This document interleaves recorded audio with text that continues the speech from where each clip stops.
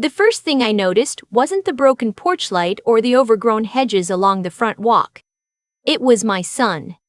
He was on his hands and knees in the driveway, scrubbing the concrete with a wire brush, his back bent so low it looked like it had forgotten how to straighten. I sat in the rental car for a full minute before I opened the door. My hands wouldn't move. Let me tell you who I am before I tell you what happened next. My name is Evelyn Marsh, and the house my son was kneeling in front of, the 3-bedroom colonial on Sycamore Creek Drive in Forsyth County, Georgia, was mine before I signed it over to him 8 years ago. I'd bought it in cash with money saved from 22 years of working double shifts as a licensed practical nurse at Grady Memorial in Atlanta. I remembered writing the check. I remembered the look on my son's face when I handed him the deed.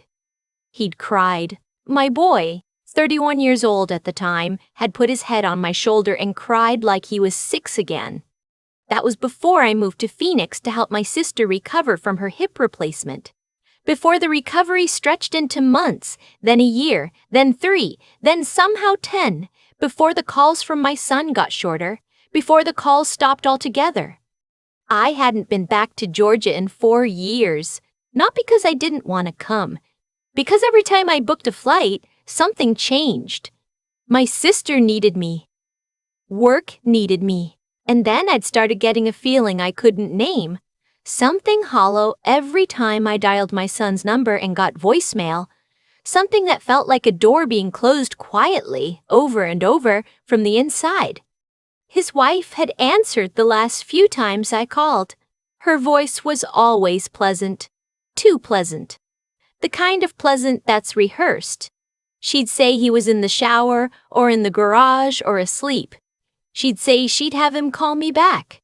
He never did. I stopped booking flights and started driving. 18 hours from Phoenix. No announcement, no warning.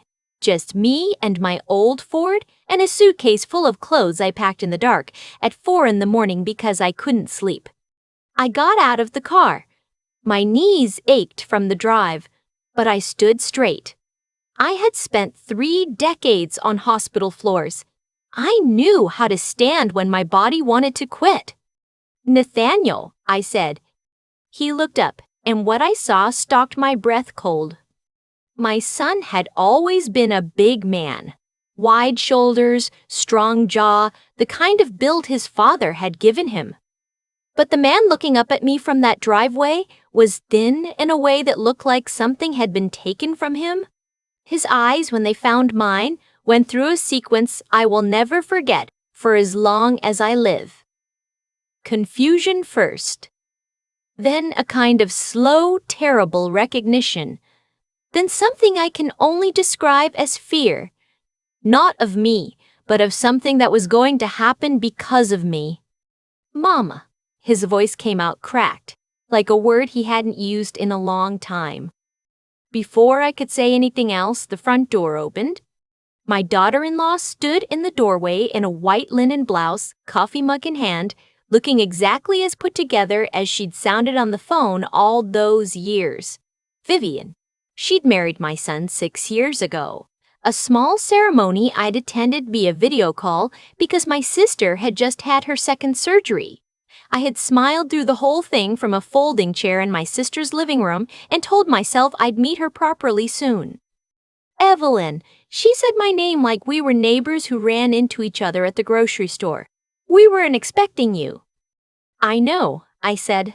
Where is Nathaniel sleeping? The question surprised her. It surprised me too. I hadn't planned to lead with it, but something about the way my son had looked at me from the ground made me need to know. She laughed, a soft, practiced laugh. What kind of question is that?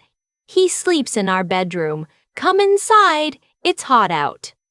Nathaniel had stood by then, wiping his hands on his jeans. He wouldn't look at me directly. He kept glancing toward Vivian like a man checking the weather before deciding whether to step outside. I'd been a nurse for 22 years. I knew the difference between a man who was tired and a man who was afraid. My son was afraid. I followed her inside. The house looked nothing like I remembered it. When I'd lived here, I'd kept it simple. A plaid sofa, family photos on the walls, my mother's wooden rocking chair by the front window. None of that remained. The living room had been redone in white and gold, the kind of decorating that looks expensive in photographs but feels cold in person. A large canvas print of Vivian and Nathaniel hung above the fireplace. In it, they were laughing. He looked healthy in the photograph, fuller in the face. The photo had to be old. Sitting at the kitchen island was a woman I didn't recognize. She was maybe 65, wearing a silk blouse and reading glasses, scrolling through her phone without looking up. She had Vivian's narrow nose. "This is my mother, Constance," Vivian said, refilling her coffee like this was any ordinary morning. "Mama, this is Nathaniel's mother. She just arrived." Constance looked up over the rim of her glasses. She said, "Oh," and went back to her phone. I stood in my own kitchen, in the house I had bought with 22 years of overnight shifts and holiday pay and the kind of bone-tired that settles into your joints permanently. And I watched my son carry a mop bucket in from the garage without being asked and start cleaning the kitchen floor. No one spoke to him while he did it. "Nathaniel," I said, "put that down." The room went quiet. Vivienne set her mug on the counter. Constance's scrolling stopped. Nathaniel hesitated, then he set the bucket down. "I'd like to talk to my son," I said. "Alone." Vivienne smiled. "We're all family here, Eveline. You don't have to be formal." "I'm not being formal. I'm being clear." Something shifted in her face just for a second behind the smile. "He's in the middle of." "He's not in the middle of anything," I said. "He's a grown man in his own home, and I'd like 5 minutes with him." Constance stood from the bar stool and smoothed her blouse. "I think I'll take my coffee out to the patio." She moved past me without eye contact. Vivienne stayed another moment, looking between me and Nathaniel. Whatever she was calculating, she decided to let it go for now. "I'll give you some privacy," she said, picking up her mug. "But we're having lunch at noon, so." She left the sentence unfinished and walked down the hallway. I waited until I heard the back patio door slide shut. Then I looked at my son, really looked at him. Up close, the details were worse than the driveway had suggested. His nails were bitten down to nothing. The skin on his knuckles was cracked and dry.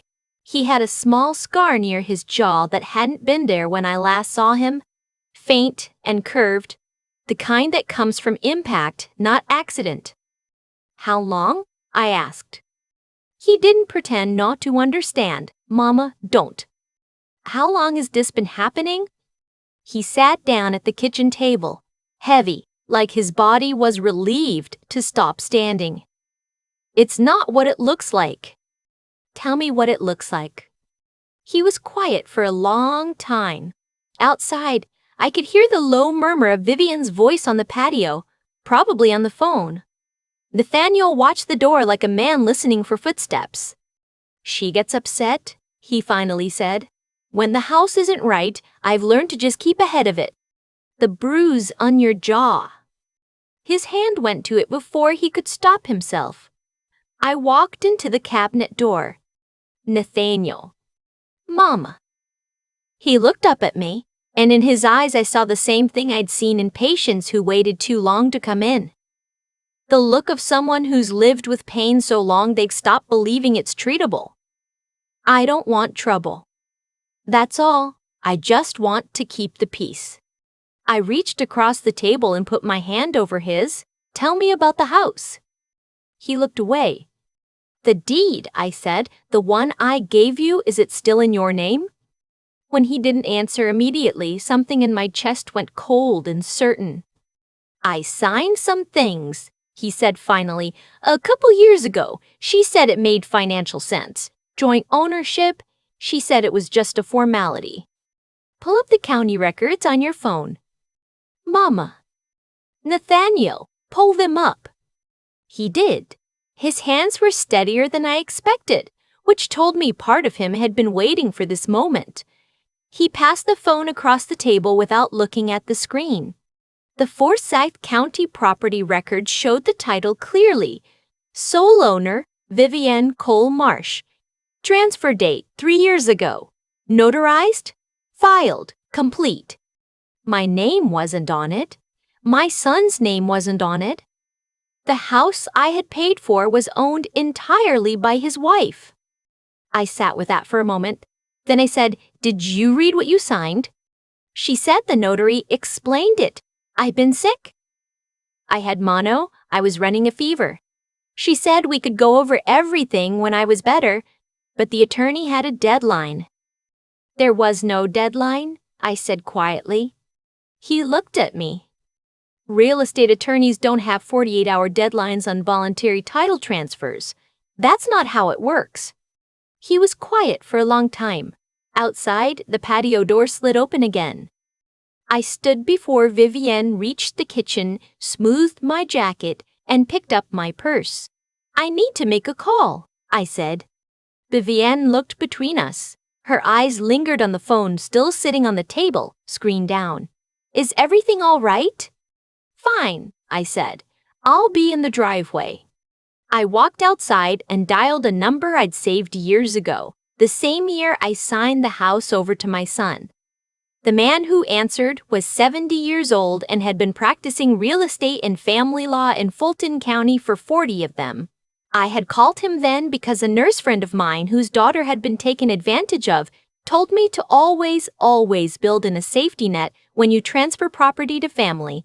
He'd helped me draft a clause, quiet, legal, contingent, that I had prayed I would never need. I told him what I'd found. I told him about the fever, the deadline, the notary my daughter-in-law had arranged. I told him about the scar on my son's jaw and the way he flinched when she walked back into the room. He said, "I'll be there in 2 hours. Don't let anyone leave." I walked back inside. Vivienne was at the refrigerator. Constance had resettled at the island. Nathaniel sat exactly where I'd left him, looking at nothing. "My attorney is coming," I said. The refrigerator door closed. "Why would you need an attorney?" Vivienne asked. "Because my son signed a title transfer during a documented illness without independent legal counsel, and the property in question was originally gifted under a contingency agreement that makes any transfer under duress conditionally void." I said it the way I used to deliver diagnoses, clearly, without cruelty, without apology.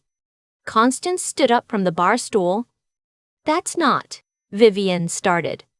"You're welcome to have your own attorney present," I said. "In fact, I'd encourage it." The 2 hours that followed were the longest of my life and the shortest. Vivienne moved through the house like a woman rearranging a story. She called someone. I could hear pieces of the conversation from the hallway. Words like overreacting and she doesn't understand and just calm down. Constance stayed in the kitchen, drinking coffee and watching me with the alert stillness of a woman who'd seen this situation before and was calculating how it ended. Nathaniel came and stood beside me in the living room. He didn't speak, but he stood close enough that his arm touched mine. It was the first time I'd touched my son in 4 years, and I had to look at the window to hold myself together. "She's going to say I chose this," he said quietly. "She always says that I agreed to everything, that I was a full partner in every decision." "Were you?" He shook his head, so slow it barely qualified as movement. "I stopped having opinions about 3 years in." She made it so exhausting to disagree. After a while, it was just easier. "What did they do with the money from selling your truck?" He looked at me sharply. "You loved that truck," I said. "I know you didn't sell it voluntarily." His jaw worked. Constance said she needed help with the deposit. Her apartment lease was up, and she'd had some credit problems. Vivienne said it was a loan. I still don't have a vehicle. He paused. I take the bus to work. And the business account? You had the landscaping LLC when I left. Dissolved. He said it flat. Vivienne said it wasn't profitable enough to justify the insurance costs. She handled the dissolution. I signed what she put in front of me. I thought about the accounts. The truck, the LLC, the house. Each one an isolated transaction that looked voluntary on paper. Each one a stone removed from beneath his feet until there was nothing left to stand on. My attorney arrived at 1:45. His name was Harold Gaines, and he carried a leather briefcase so worn it looked like an old friend. He was followed by a woman I hadn't expected, a Forsyth County Sheriff's deputy who had been riding with him because Harold, in his 40 years of practice, had learned not to make house calls for domestic property disputes without backup. Vivienne met them at the door. "This is a private residence," she said. "Ma'am, I'm Deputy Keisha Prentice." The deputy's voice was professional and offered no room for debate. "We received a report of a potential domestic situation and are here to conduct a welfare check. May we come in?" They came in. Harold set his briefcase on the glass coffee table, the same table I bought for $300 at a furniture liquidation sale 15 years ago, and opened it with the efficiency of someone who'd done this hundreds of times. Vivienne stood beside the fireplace beneath the canvas photograph of herself, laughing. Constance sat on the far end of the sofa with her arms crossed. My son stood next to me. Harold laid out 3 documents. The original deed transfer with the contingency language embedded in paragraph 7. A signed affidavit I had filed at the time of transfer describing the conditions under which the clause would be activated. And a letter from Nathaniel's doctor dated 3.5 years ago documenting a severe case of mononucleosis requiring bed rest and advising against making significant legal or financial decisions for 60 days. Vivienne stared at the letter. "Where did you get that?" "Your husband requested his own medical records 14 months ago," Harold said calmly. "He was advised to." "By me." He glanced at Nathaniel. "He called me. 14 months ago." I looked at my son. Nathaniel said quietly, "I didn't know if I was ready to do anything about it yet, but I wanted to have it." Deputy Prentice moved closer to Nathaniel. Her voice dropped. "Sir, I need to ask you directly. Have you been physically harmed in this home?" The room was completely silent. Nathaniel looked at Vivienne. She was watching him with an expression I recognized from 22 years of emergency rooms, the look of someone counting on the other person's silence. He looked back at the deputy. Then he reached up and touched the scar near his jaw. "This was from a coffee mug," he said. "Thrown about 18 months ago." He pulled up his sleeve. There was a thin burn scar along his forearm, the kind made by something narrow and very hot. "Curling iron. 14 months ago, she said I bumped into it." Vivienne made a sound. "He's rewriting history." "I have never." "Ma'am?" Deputy Prentice's voice didn't rise, but it stopped her completely. "I'm speaking with him." Nathaniel kept going. "Once he started, I don't think he could have stopped." The words came out like a pressure that had been building for years behind a wall that had finally cracked. The way she'd managed his time, his friendships, his schedule, the year she'd told his closest friend, a man he'd known since high school, that Nathaniel needed space and didn't want contact. The way she monitored his phone. The reason he didn't call me back all those times wasn't that he didn't want to. It was that after every call he made to me, there would be consequences. Cold silence. Withholding food. Doors locked. "She locked you out of the bedroom?" Deputy Prentice asked. "Out of the house," Nathaniel said. "Once in January, it was 38 degrees. I sat on the porch for 4 hours." Constance stood abruptly. "This is nonsense. Vivienne is a devoted wife who..." Ma'am, I'm going to need you to sit back down. A second deputy had arrived quietly through the front door, a younger man who now stood near the entryway with a notepad. Harold lifted a hand toward me. There's one more thing. He pulled out a fourth document. When Mrs. Marsh transferred the property, she purchased a title insurance policy to a third-party legal protection firm. That policy included an automatic audit provision if the title transferred out of the recipient's name within 15 years of the original gift. He looked at Vivian. The audit has been running for the past 6 weeks. We have the results. He placed a printed report on the table. I had seen the summary version the night before he drove down. Reading it the first time, I'd had to put it down and walk outside and breathe. Nathaniel's landscaping business, the one Vivienne had dissolved, had carried a client list valued at roughly $85,000 in annual recurring contracts. After dissolution, those client contracts had been transferred to a separate company, filed under Constance's name, operating as a different LLC, doing identical work. The truck had been sold for $22,000 and the proceeds deposited into an account at a bank where Nathaniel had no membership, and a joint savings account Nathaniel had inherited from his father, an account I hadn't known about until the audit, had been drained systematically over 4 years. $61,000, gone in increments small enough to avoid automatic flags. Harold said the total financial loss was somewhere between $168,000 and $190,000, depending on how the court valued the transferred client contracts. Vivienne had gone completely still. Deputy Prentice stepped to her side. "Mom, I need you to come with me. I want a lawyer." "That's your right. You can make that call at the station." "This is my house." Vivian's voice cracked for the first time. Under the composure, there was something raw and frightened. I almost felt it. Almost.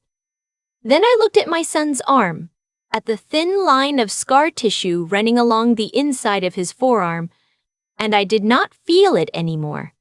Constance tried to leave through the kitchen. The second deputy was faster. They were both placed under arrest. Vivienne for fraud, financial exploitation, and domestic battery. Constance as a co-conspirator in the fraudulent transfer of business assets. They would both be charged. The district attorney's office would take it from there.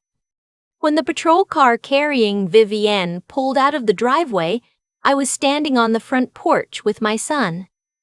He watched until the car turned the corner. Then he sat down on the porch steps, the same steps I'd repainted twice during the years I'd lived here, and put his face in his hands. I sat down beside him. He didn't cry, not right away. He just sat very still like a man who had forgotten what stillness was supposed to feel like when it was safe. "I should have called you," he said. "She made sure you couldn't. I could have found a way. I knew something was wrong. I knew it for years. Baby." I put my arm around him, felt how his shoulders had thinned. Knowing something is wrong and being able to act on it are not the same thing. Don't you dare blame yourself for surviving. He was quiet for a long time. The neighbors across the street had come to their windows. A woman walking her dog paused at the end of the driveway, looked at the tire tracks from the patrol cars, and kept walking. "The house," Nathaniel said. "Can we get it back?" Harold says yes. The contingency clause is solid. She never should have been able to file that transfer in the first place, but she found a notary willing to process it without verifying his mental capacity at the time of signing. That's on her. The original deed language overrides it. He nodded slowly. "And the business?" "That's going to take longer. But the audit established that the client contracts were stolen. The LLC Constance was running will be dissolved by court order, and she'll be required to return the equivalent value." I looked at him. "It won't be quick, but it will happen." He leaned his head back against the porch railing and looked up at the sky. The afternoon had gone quiet the way Georgia afternoons do in late September. The heat finally letting go, the air turning the faint gold color that I always loved about this state. I forgot what it felt like, he said. What? To tell the truth without waiting to see what it cost. I didn't have an answer for that. Some things don't need one. I just kept my hand on his shoulder and let him have the moment. The weeks that followed were not simple. They never are. Nathaniel had spent 6 years inside a system designed to make him doubt himself, and systems like that don't dissolve overnight just because the person who built them is gone. There were nights when he called me at 2 in the morning, not because anything was wrong, but because the quiet felt unfamiliar and he needed to hear a voice that wasn't calculating something. I answered every time. Harold moved quickly on the property. The contingency clause held up exactly as written, and within 30 days, the deed was back in Nathaniel's name with a new set of protections we'd added that even the most creative attorney would have trouble getting around. Deputy Prentice connected Nathaniel with a victim's advocate at the county level, a quiet woman named Carol who specialized in male survivors of domestic abuse and who told him the first time they met that he was not the first man to sit in that chair and he would not be the last. He started talking to a therapist in November. By December, he called his old friend, the one Vivienne had told to stay away. The man had never actually received a message from Nathaniel asking for distance. He'd been blocked. When Nathaniel explained what had happened, there was a long silence on the phone, and then his friend said, "I knew something was off. I never stopped checking your Facebook." They met for lunch the following week. The district attorney filed charges in January. The financial exploitation count alone carried the weight that mattered. It was a felony, and between the client contract theft, the drained inheritance account, and the fraudulent property transfer, the numbers were significant enough that both Vivienne and her mother accepted plea deals rather than face a jury. Vivienne was sentenced to 4 years. Constance received 18 months and full restitution. I was in the courtroom for the sentencing. I sat in the second row, right behind my son, close enough to put my hand on his shoulder when Vivienne's attorney made the argument that she had simply been managing her household. The judge did not agree. I watched Vivienne's face when she heard her sentence, and I felt nothing I was ashamed of. I moved back to Georgia in February, not because I had to. My sister was healthy, finally, after all those years, and I could have stayed in Phoenix. I moved back because I wanted to. Because I had spent 10 years rebuilding my sister's life from a distance, and I was not going to rebuild my son's life from one. My daughter-in-law had taken the white and gold furniture when she left. Her attorney had argued it was marital property, and we let it go because some fights aren't worth the months they cost. The house was mostly empty when I arrived, with 2 SUVs packed full of things I'd kept in storage in Phoenix. My mother's rocking chair, the plaid sofa I'd reupholstered twice, the framed photographs Vivienne had replaced with her canvas prints. Nathaniel helped me carry the rocking chair in first. He set it in front of the window where it belonged, stepped back, and looked at it for a long time. "It looks right," he said. "It does." He turned to me. He looked like himself again. Not entirely. Healing doesn't move that fast, but more like the boy who had put his head on my shoulder and cried the day I handed him the deed. More like a man who knew who he was. "I'm sorry I lost the house," he said. "You didn't lose it. It was taken, and then we got it back. I picked up an empty box to break it down. That's the whole story." He smiled at that. Small, careful, but reaching his eyes. We worked the rest of the afternoon in a comfortable quiet, unpacking boxes, deciding where things went, arguing mildly about whether the bookshelf should go on the east wall or the north. He won. The bookshelf went north. By evening, the kitchen smelled like the chicken and rice I'd made 100 times when he was small, and we sat at the table the way we used to before I left. Before everything, just the two of us with the windows open and the Georgia dark settling in around the house. There are things I wish I had done differently. I should have come home sooner. I should have understood, years before I did, that the silence wasn't busyness. It was control. I should have trusted the feeling I had every time I called and got voicemail, the one that said something was wrong, instead of telling myself I was being an overprotective mother. But I also know this. I built those protections into that deed because some part of me understood that love alone is not enough. That the people who want what your children have will find the quiet, legal ways to take it. That a mother who truly prepares for the worst is not being pessimistic. She is being useful. My son is alive. He is in therapy, rebuilding something that looks like confidence. He has his house and his friend back, and slowly, he is building a new client list, doing what he always loved, working with his hands in the Georgia dirt, growing things. Last spring, he put in a garden along the front walk, purple salvia, because he knows I love purple flowers. Every time I come up the front path and see it, I think about the 10 years I wasn't here and the years I have left to make up for them. Some debts you can't repay. You can only decide, going forward, to show up. I think about the purple salvia a lot. Not because it's particularly remarkable, it's a common enough plant, grows easily in Georgia soil, but because my son chose it. He knew I loved purple flowers, and without being asked, without making a show of it, he put them in the ground along the front walk so I'd see them every time I came home.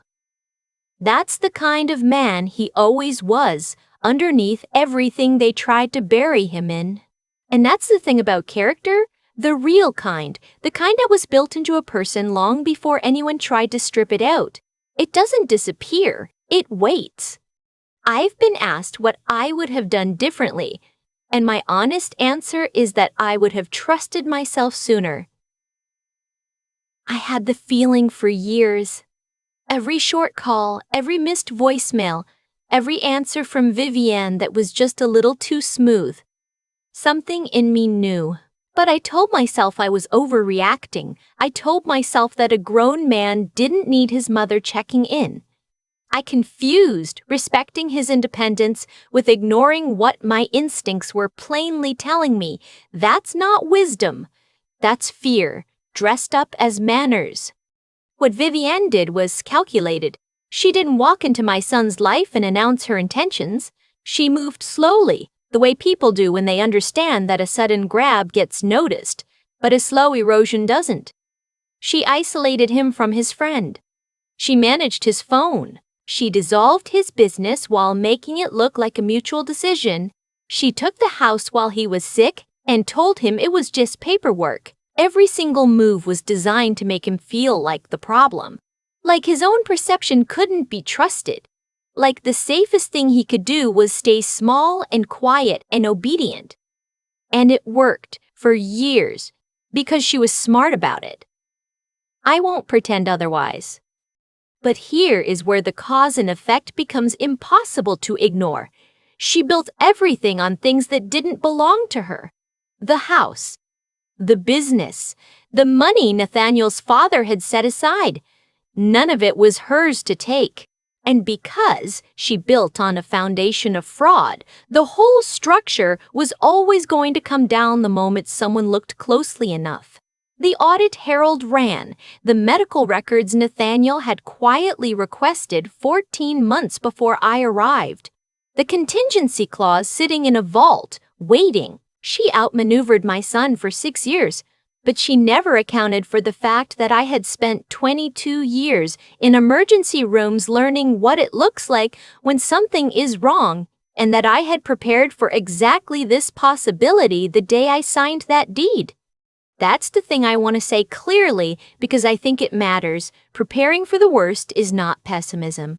It is one of the most loving things a person can do for someone they are responsible for. I built those protections because I understood that love without foresight is just sentiment. Real care requires thinking clearly about what could go wrong and doing something about it before it does. That's not cynicism. That's the kind of clear-eyed thinking that actually protects people. And Nathaniel, my boy, who spent 6 years being told he was nothing without her, who sat on the porch steps and couldn't cry right away because he'd forgotten what safety felt like.